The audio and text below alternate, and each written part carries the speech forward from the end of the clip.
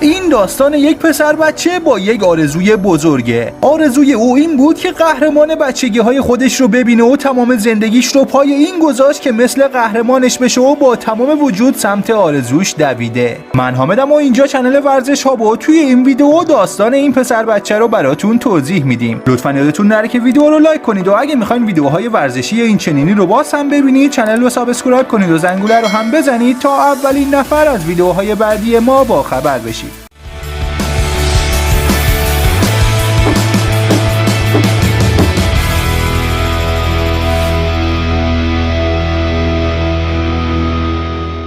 این پسر اسمش کیلیان امباپه است و قبل از اینکه یک مهره ارزشمند برای بردن جام جهانی بشه بچه‌ای بود که همیشه برای خودش خیال بافی میکرد. او همیشه قبل از اینکه به خواب بره به پوسترهای روی